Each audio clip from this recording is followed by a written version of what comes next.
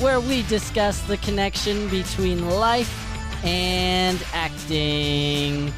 Alrighty, good morning, everybody, and welcome to Mornings with Matt, the Deering Acting Studio podcast. What a beautiful day it is, gentlemen. It's a sure beautiful day today. Bros, I don't even know what's going on today.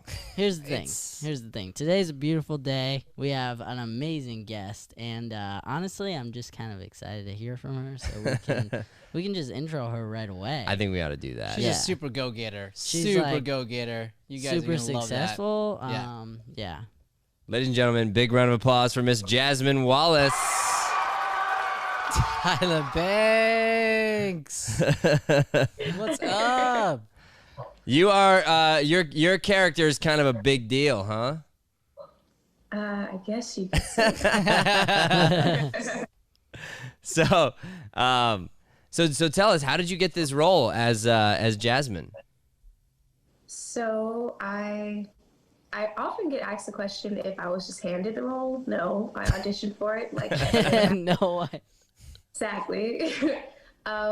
But yeah, I went through the audition process. Casting was here in New York with Julie Schubert. She's absolutely amazing. So I had to do self-tapes. And after the second self-tape, she's like, we have to see you in person.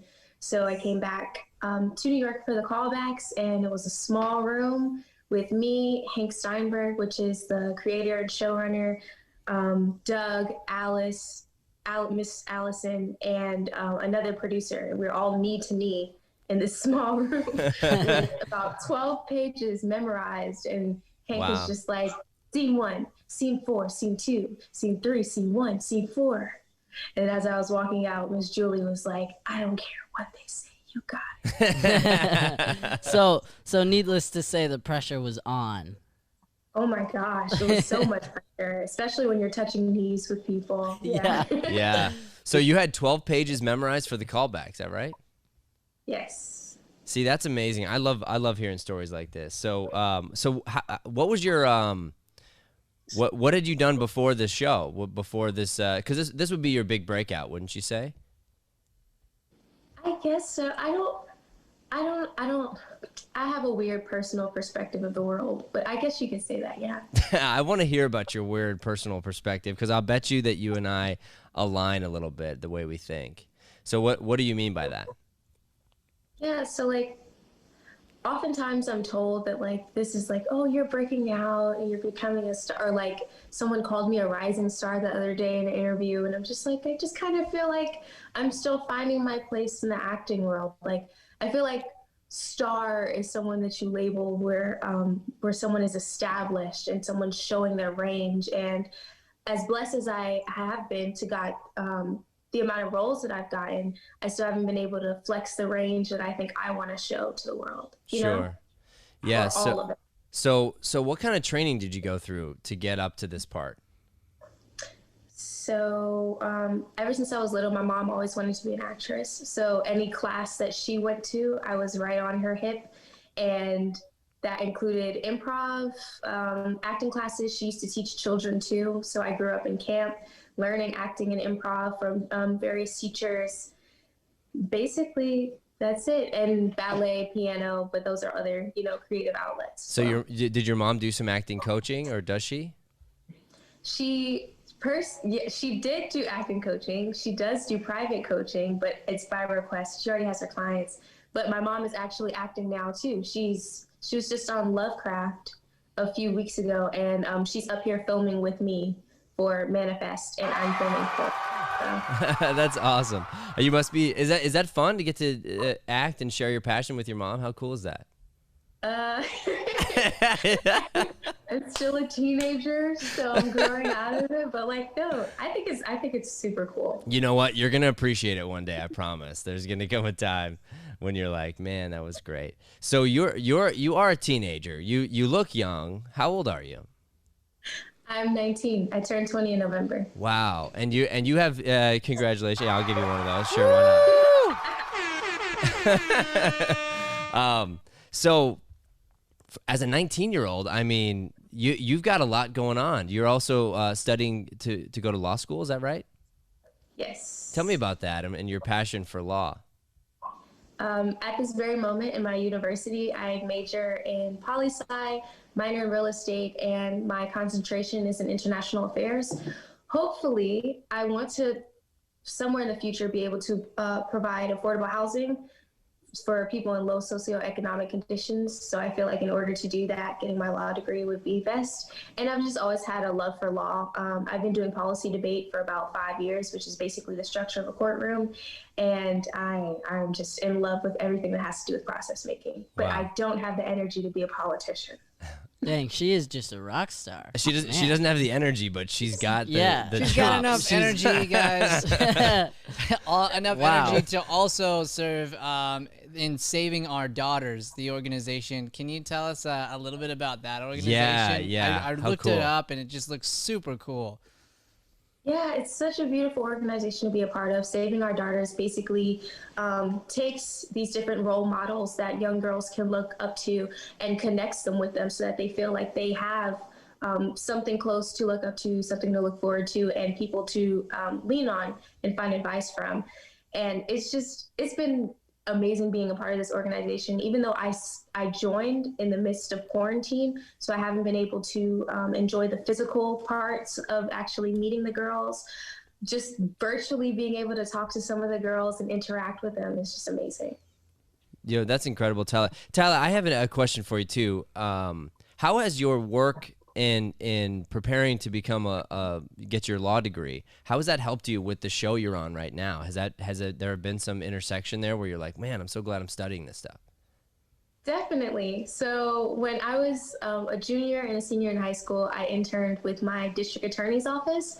So like watching the show and being on set, hearing some of the lingo and the jargon that they use, I'm like, oh, I know what that means. Guys, I know what that means.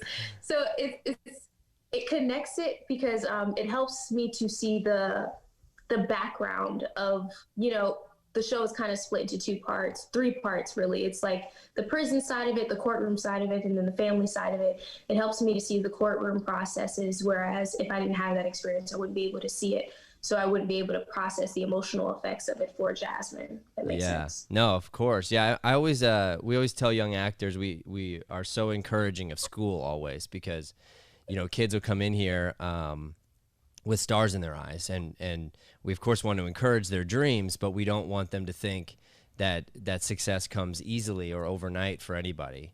And it's all about hard work, determination. And I always say to be a great actor, you've got to be smart. You need to go to school, you need to study, because if you're going to play a doctor well, you have to study what it's like to be a doctor. And if you're going to be on a show that involves a courtroom, you should really know and understand what they're talking about if you're going to be in the middle of it, and have to be emotionally connected to the material. Definitely. I definitely agree with that. And then even, the reverse of that, even if people don't necessarily have the resources to be able to pull from those different topics, it's always helpful to at least know like the general idea of it. Yeah. So in other words, you need to have study skills, right? So Yes. So like I'm not saying you'd have to go to law school or medical school to be a doctor, but just have the ability to learn, understand, perhaps memorize some of the terms. So if the doctor says, hey, pass me the scalpel, you actually know what a scalpel is. You don't give them like a spoon. Yeah, right. Has that happened to you, Brian? Have you ever given a spoon? A couple times in the operating room. Yeah, I've done that. They're very similar in shape. I do have another question for you. Based on sort of the show, I watched your interview with Herb Jackson, and I also saw you talk about working with Nicholas on the show. And that's the main actor on that show. And the thing that I loved that you said was just about how he kind of became like a father role to you also inside of that for the industry, but that came through sort of asking questions to him and just being willing to sort of have those conversations. And we tell our actors all the time to be curious and learn from those who are, like you said, just more further along than you are in the industry. So I guess my question on that would be, what was that like? And is that something you typically search to do when you're on a set? Are you like looking for people to learn from and grow from while you're on that set? So personally, I understand that acting actually like is mentally and emotionally taxing sometimes. So I'm kind of wary of going into situations and like being like, okay, I'm going to ask, like, for example, I'm going to ask Jamie Foxx what it's like, you know, because it's like people have lives, people have stuff that they do. But I've been blessed enough to be on sets where casts are extremely like open and just nice in general. So even coming on this show, kind of how it happened, we were just in certain instances, whether it be like dinners or like being able to talk to each other in the room, where different stuff, like random stuff would pop up. And I would just be like, oh, I always thought this and that. And you'd be like, oh, XYZ. Oh, okay. So this is something that I write down for later. And yeah, and through that, I've just been blessed enough to be around nice people, if that makes sense. I don't know how else to explain it, because I don't like forcing myself to go in somewhere and being like, okay, I'm going to ask this question, because you don't know what other people are going through, right? So this sort of goes into your idea of reading the room. Yeah. When you're an actor, you know, being open to these creation of relationships, but also understanding, like she said, people have lives, people have different circumstances. Right. So you listen and you sit in the room and you understand where everyone's at, and then you can get really, really good knowledge if you're listening. Absolutely. And know when to ask the right questions. Yeah, you listen to know when to talk, and you listen to know when not to talk. And I think a lot of times too, especially in this particular type of situation, you might walk onto a set where there's a bunch of professionals and you've gotten and you're in, and maybe you even feel like you're the lowest on the totem pole among a certain group of actors, and you're like, wow, you know, like you mentioned Jamie Foxx. I mean, imagine being on the set with Jamie Foxx. You're just going to be like, you know. So what do you do, really, right? For me, I would be showing up early. I would make sure that I've really prepared the best I could, and then I'd watch him do what he does. And that's what I would listen to. I would listen to his habits and watch the way he operates, watch the way he interacts with the director and whatnot. And then if I'm lucky enough to get that one-on-one attention, then hopefully, because I've been listening at such a high level, I might have a really good question about something that he did, a part of his process, and go, you know, well, thank you for talking to me for 1 second. Since you gave me the opportunity, let me throw out this one question.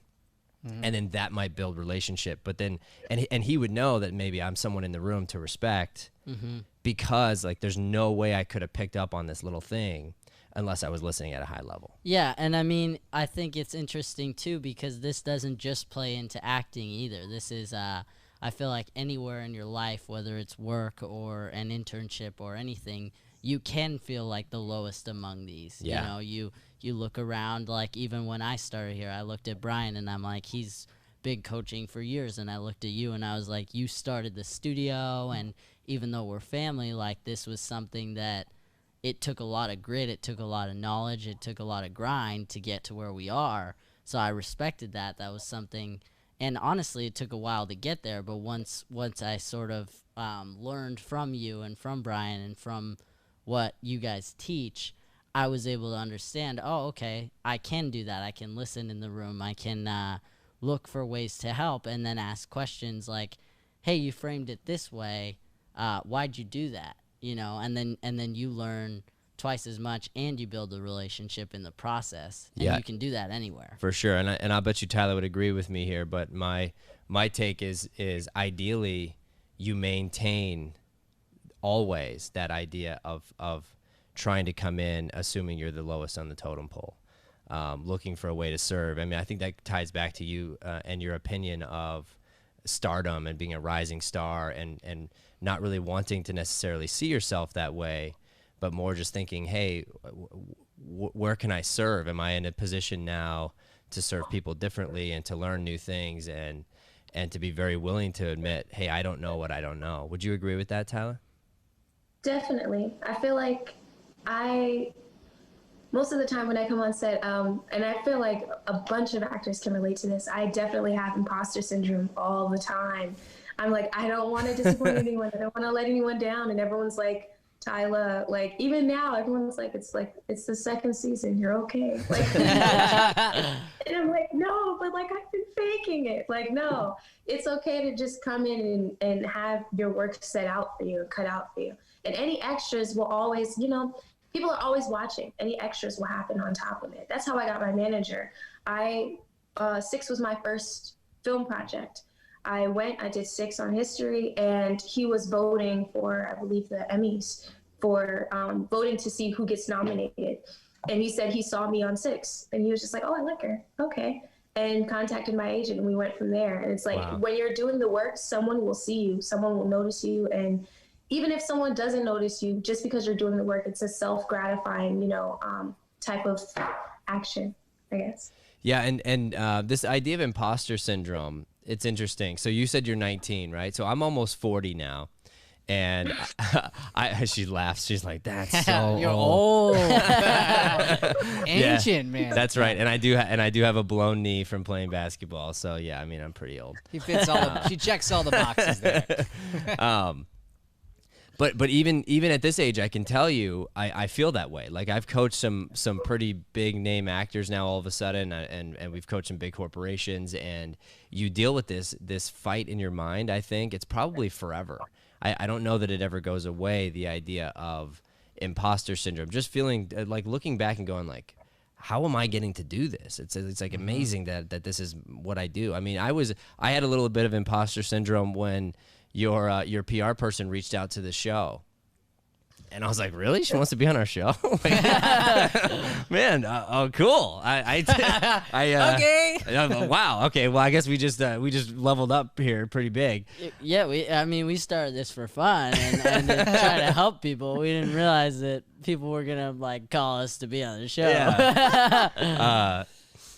So anyway, so with this idea, I would love to hear your opinion, because I think that's a really healthy way to come about it. But there's also the reverse side where you also need to have a certain amount of confidence, right?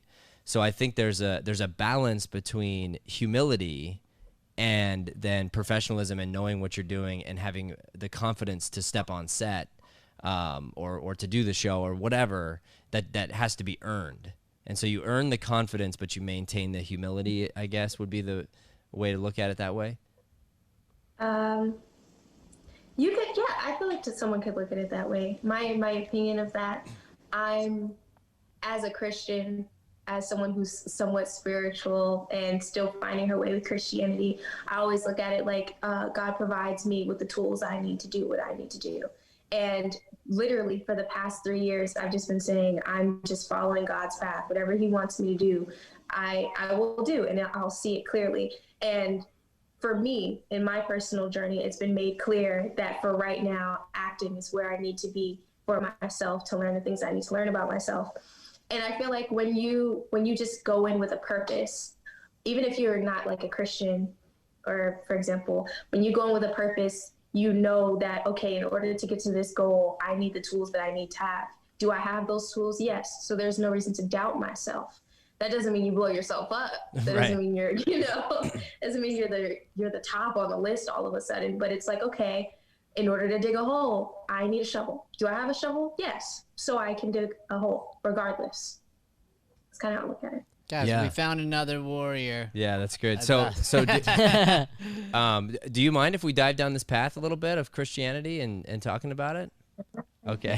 Yeah. Because it can be hard, but we're very much like-minded, and I attribute any success we've ever had and any kind of goodness to Jesus and faith, and I know that there are many walks of faith out there. We are very respectful of other people and their viewpoints on the world, but for me it was a huge awakening, because I've been of this belief system my whole life, but really had my own personal wake-up call February 2nd, 2018. I call it the day I woke up.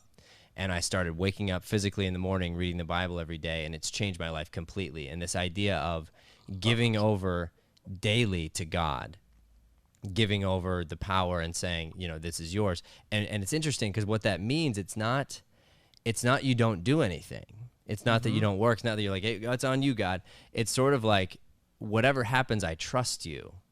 And if you're putting something in my path and you're saying, hey, I need you to go through this this obstacle right now, if that's what you're telling me, then I'm going to do it. And I'm going to do it with my whole heart. And I'm going to trust that you have a reason for it. And so I think it creates a sense of fearlessness, because I know that God's got my back at the end of the day. And that's the one thing that I think has helped us get through quarantine, because it's obviously a scary time in this world. But if you have faith and you have something to lean on, man, does it make it so much easier to bear some of these burdens that we all go through. So for you, you said you're in the process, right? Yeah. I'd like to hear about that a little bit. So is this something that came like 3 years ago where you decided, hey, I'm going to start going down this path, or has this been a lifelong thing? So I was kind of, both sides of my family are Christian. One is kind of Seventh-day Adventist. The other is, I forget what denomination exactly they are, but they're both Christian. My mom kind of raised me in a way in which I can express myself and find myself through any which religion I choose, or no religion if I choose so. And my family's very open to that. As far as like 3 or 4 years ago, I started to realize, I'm still young, but when I was younger, I started to realize you have this, you call it a gut feeling inside of you. And other people may call it like the Holy Spirit or someone telling you what to do or how to do things. But my gut was always correct in my personal journey. And every time I ignored that feeling, something bad would happen. And it's like, why are you neglecting yourself of the love or the care that you need when it's inside you, when something inside you is telling you this? And I, of course, turned to God because it was the closest thing to me at the time. And I started to read more on not only the Bible, but just the history within the Bible, the history outside of the Bible. And I say I'm still in the process, because I do understand when it comes to history and religion, it's a very sensitive topic, and it boils down to church and state and how people could have used, I always have these talks with my friends where they're like, well, let's say, for example, the Pope was in charge of the Bible in 1447, and it was church and state, and no one else could read the Bible before then. So who knows if he changed something in the Bible? There are scrolls missing from the Bible. People talk about this often. King James or one of the kings stole most of the scrolls. It's all these different things piled on top of it. So I'm still finding out within myself what exactly that means to me and how exactly I'm going to use the Bible in my tool. But I do know that there is one God and one God only, in my opinion. But I'm open to everyone else's opinion, Yeah. And I believe that there's spirituality and God, and both can combine. Yeah. I think it's fair to say that she is just a student of life. She's pretty knowledgeable in everything she talks about, which is interesting and cool. I mean, it proves that hard work really does pay off, and when you put in the work ethic, no matter what it's for, it benefits you in every area. All that hard work, all that learning, the discipline it takes, that helps. Yeah. Yeah, and I'll say I've been on that journey as well, but it's been a different side. I came from a very, very, very Christian perspective, and I had to learn to go the other way. I had to learn to be more open. I had to learn to start viewing things sort of the way that you're talking about, and Matt helped me with that a lot. And that allowed me to figure out even ways to listen to other people on ways to connect deeper through meditation and through different forms of prayer that I hadn't really even thought about, that have grown my Christian walk in ways that I would have never imagined, because I used to be just very much boom, this is my way and this is the exact way. And so I love what you said there. You know what you know what you believe, but you're very open and respectful of other people, and that's, I think, what's so important. And again, that goes down to that student of life, student of others things, and that's how you really grow so fast, is by be willing to do that. Yeah, and it comes back to curiosity too. So if you can approach life with an I don't know perspective, where you can say, this is my belief, this is where I'm coming from, but I know that I don't know everything. Therefore, I'm willing to listen. I'm willing to hear you. I'm not going to come in and try to force my ideas down your throat. And people would realize, like, once they realize that you have so much more opportunity to reach somebody if you're open, if you listen, if you are not closed-minded and absolutist, and you come in with an idea of like it's my way or the highway, then people are usually will open up to you more. And I mean, I think the whole goal is like, let's get everybody curious. You know, Absolutely. hey, if I'm just curious and I start listening and I'm willing to listen to that gut feeling, the Holy Spirit inside of me, if I'm willing to start like tapping into that, wow, you know, your whole life's going to get changed. And then ideally you then have the opportunity to help other people listen for that thing inside them. And the more people you can help, I think, in this world, tap into the Holy Spirit, into that gut feeling that lives inside each and every one of us, the happier your life will be, because you're literally serving God at a high level. So, And I think one of my favorite lessons / points you've given on this subject is you told our team a while ago that one of the best things you can do for yourself is when you're in a debate or an argument or whatever with somebody and you're not seeing eye to eye, is you look at their point, you take a deep breath, and then you argue for them. yeah. You think about it and you're like, okay, where's the good in what they're saying? What makes sense? What can I agree with, believe in? And then you can still keep your perspective the way you were thinking about it before, but it gives you so much power when you choose to understand where they're coming from and choose to see their perspective and agree with some of it. Well, you're giving the other person the benefit of the doubt. Yeah. So if I can start from a place that's not defensive, but can come from like, hey, I understand you've lived a life and you've heard things. You have facts in front of you, and therefore I can get my eyes behind your eyes, and I can see what you see. And yeah, I mean, if you want to win a debate, Tyla, you're kind of a debate queen, right? If you want to win a debate, you need to see the argument from the other person's point of view, and you have to be able to see where the holes are. Because like, yeah, if I was debating on your side, here's where I would go at it, and here's what I would try to avoid because I don't have an answer for this, and this. You agree? Definitely. In debate, you have to basically know the full structure of both arguments. And then just in life in general, it's actually funny you bring that up, because I've been going on my own personal like phase with that in particular, with trying to relate to people when we're having disagreements, and trying to step back and say, okay, there's truth to everything, you know? What you're saying may be true. Maybe it's not true within itself, but it's true from your perspective. And in life, all we have are our perspectives, right? Yeah. So it's like, all I can do is respect that. And even if we disagree, at least I can see it from your point of view.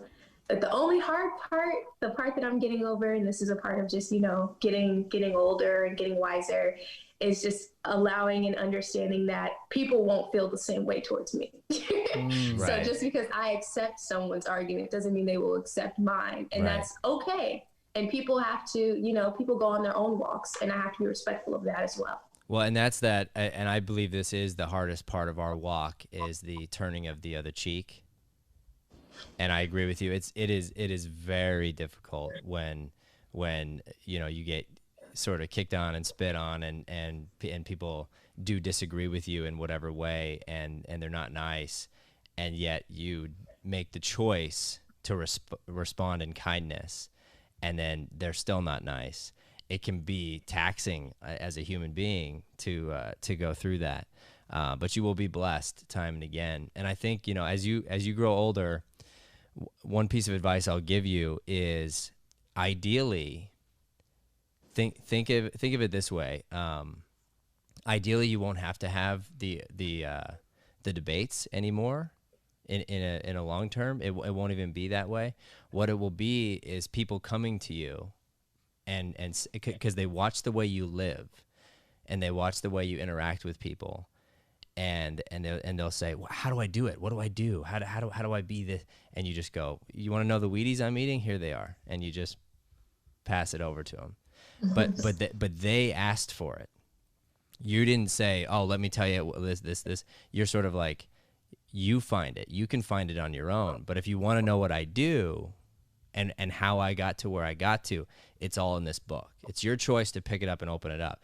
And then if you want to open the book and ask me questions, I'd love to answer those questions, but you don't have to be like, your opinion on whatever.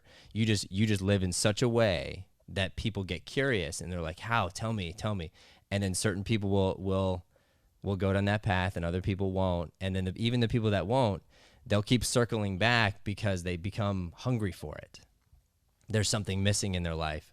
Like this place, we call it the Lighthouse here, our nonprofit. And our goal is to shine a light and bring people in who are broken and help them. And oftentimes it's the most broken people that walk through our doors. And oftentimes there's great people who, when they're at their lowest point, doesn't matter what time of day it is, they'll stumble through the door here and just say, I just wanted to be near you guys. I just wanted to be in the studio. And we always know, like, we understand why. It's because God's here. God lives here. It's not us. It has nothing to do with us. It's just like God is in the building. And if you're feeling down and distraught, just like going to a church might make somebody feel safe, this place hopefully will always make people feel safe. Absolutely. I'm not gonna cry. I'm not gonna cry. Not gonna do it. Save it for the show. Save it for season 2. Save it for season 2. Okay, Tyler. So we are we're about to wrap here. You are in the middle though of filming season 2. Yeah. Yes. Is this very exciting? It's very interesting. There are new SAG guidelines due to COVID, of course, trying to keep everyone safe. So it's just interesting maneuvering around them and getting to talk to and see everyone again. When you're working on a show like this, do you get to have the whole season ahead of time, but like before you start shooting, or do they kind of give it to you piece by piece? It's more episode by episode, but you still get it in advance. Like, we get more than enough time to study.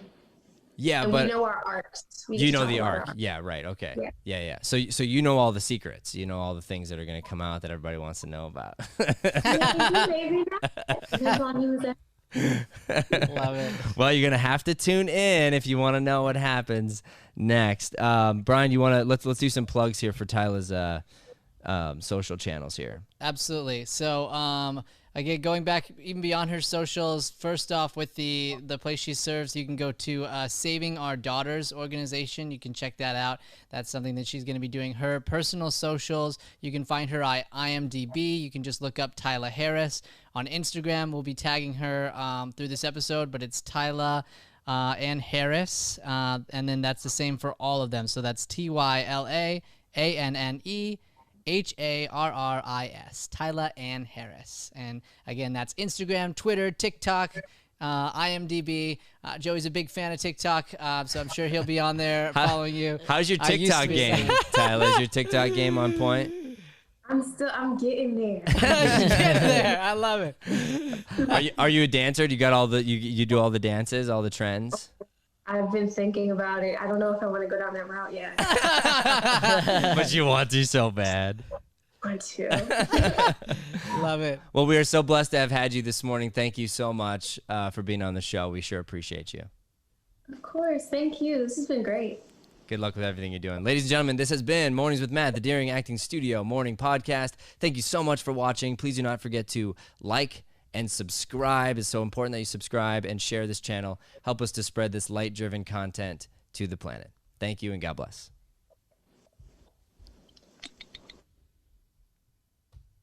Thanks for listening to Mornings with Matt. Please like, subscribe, and follow us at Daring Acting Studio to keep up with the latest content. For more information on classes, private lessons, or professional development coaching, visit www.dearingstudio.com. Have a daring day, everyone.